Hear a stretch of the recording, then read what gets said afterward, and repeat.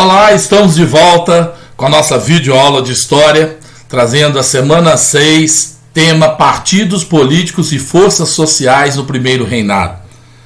Aula de História, videoaula de História para os alunos do segundo ano do ensino médio. Portanto, seja bem-vinda, seja bem-vindo, aqui é o professor Marcos Casella. Nós vamos junto fazer uma abordagem sobre essa semana 6, tema Partidos Políticos e Forças Sociais no Primeiro Reinado. Entender quais eram os diferentes agrupamentos políticos do Brasil pouco antes da independência e durante o Primeiro Reinado, que vigorou de 1822 a 1831, o que defendiam e porque o Brasil tornou-se o único país das Américas a optar pela monarquia após se tornar independente, enquanto todos os outros países que se tornaram independentes aqui na América tornaram-se república.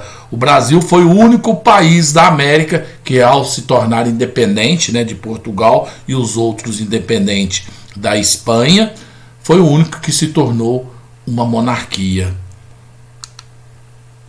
As elites da América Espanhola, diferentemente das elites da América Portuguesa, que se uniu em torno de um príncipe, Dom Pedro, conduziram elas próprias seus diferentes processos de independência, optando então pela república após o rompimento com a Espanha, coisa que não aconteceu aqui no Brasil, Em muitos lugares da América Espanhola, as classes populares, na esperança de uma vida melhor, com terras próprias para produzirem em igualdade de direitos com a elite, lutaram pela independência, mas nem sempre conseguiram atingir seus objetivos. Forças políticas no Brasil pouco antes da independência e no Primeiro Reinado. O príncipe regente Dom Pedro, que viria a se tornar imperador do Brasil, liderou o processo de independência e assumiu o governo posteriormente com o apoio da elite residente no Brasil. Grande parte dos homens que faziam parte da elite eram deputados e senadores nascidos no Brasil e em Portugal.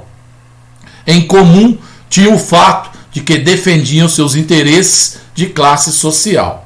Havia divergências políticas entre eles quanto aos rumos que o país deveria seguir. Não se constituíam como partidos políticos no sentido atual, apesar de didaticamente serem chamados de partidos. Então a grande divergência seria: qual o caminho que o Brasil deve seguir após a independência?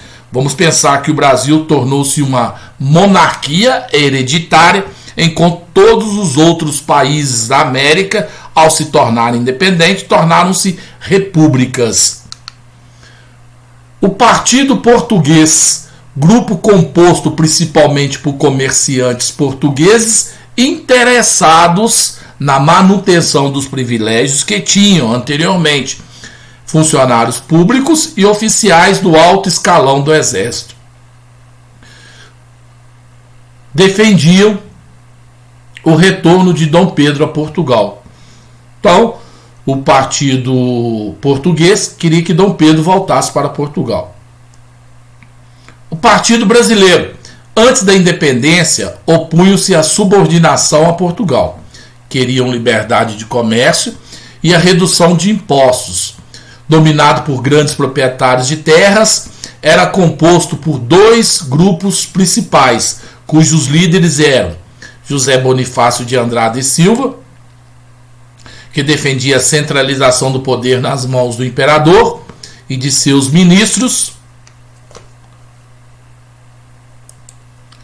com subordinação das províncias ao poder central e a ampliação do comércio internacional.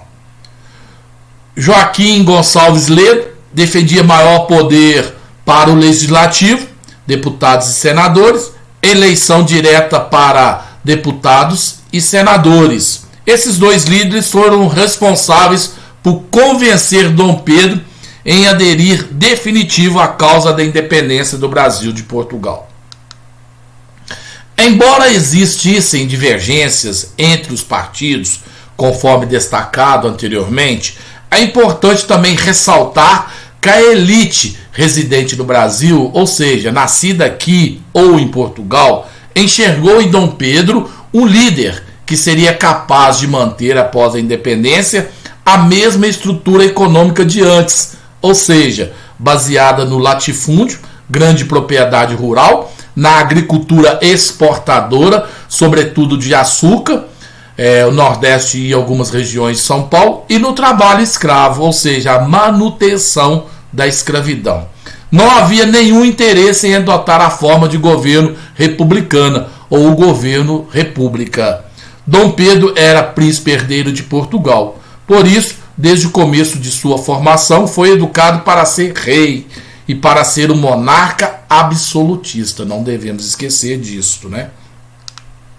A elite brasileira, então, mesmo divergindo sobre mais ou menos poder para Dom Pedro, fez a opção pela monarquia como forma de governo, ao contrário da elite das diversas regiões da América Espanhola, chamada de elite crioula, ou seja, descendentes de espanhóis nascidos na América, composta principalmente por grandes proprietários rurais que queriam liberdade de comércio com o exterior, sem as restrições estabelecidas pela coroa espanhola.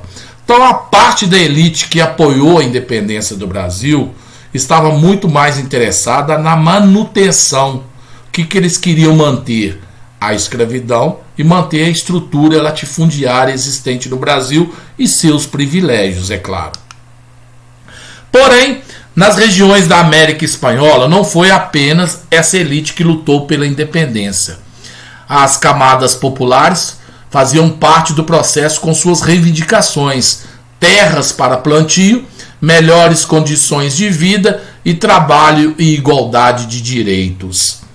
Os padres Miguel Hidalgo e José Morelos começaram em 1810, no México, um movimento popular de independência, liderando tropas formadas por camponeses pobres e indígenas.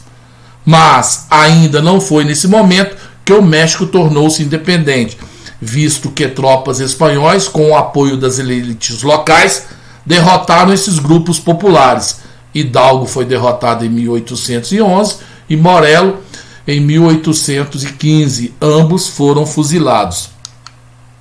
Em 1816 foi proclamada a independência da Argentina, após sucessivamente, quando aconteceu a independência do Equador. As regiões americanas colonizadas por espanhóis foram tornando-se independentes. Após o rompimento com a Espanha, adotava-se a república como forma de governo por esses novos países que estavam se tornando independentes da coroa espanhola. Os principais líderes do processo de independência nas regiões da América do Sul colonizadas pela Espanha foram Simão Bolívar, na Venezuela, Colômbia, Equador e Bolívia, Peru junto com San Martín, e José de San Martín, Argentina, Chile e Peru. Aqui estão imagens retratando o líder, né, que ajudou nas independências de vários países aqui da nossa América Hispânica, Simão Bolívar. Aqui San Martín, representação de San Martín. E assim a gente fecha a nossa semana 6 do PET 2/2021 para os alunos do segundo ano do ensino médio. Espero que vocês estejam gostando dessas videoaulas. Espero também ter ajudado vocês na compreensão do conteúdo. E fiquem à vontade. Vão lá no nosso canal, se você ainda não é inscrito, se inscreva lá no canal, é videoaula de Geografia e História, professor Marcos e Verônica Casella. Se inscreva lá no nosso canal, ative o sininho, dê um like lá. Ao ativar o sininho, você recebe notificações de novas postagens. Assim que a gente estiver fazendo novas postagens, você recebe diretamente notificações, tá ok? Sabemos que tudo isso é novo para todos e espero em breve a gente estar pessoalmente dando as nossas aulas como de costume, tá ok? Um forte abraço a todos, fiquem com Deus e aquele abraço virtual, tá ok? Muito obrigado e até a nossa próxima videoaula. Não deixe lá de se inscrever, dê um like lá no nosso canal no YouTube.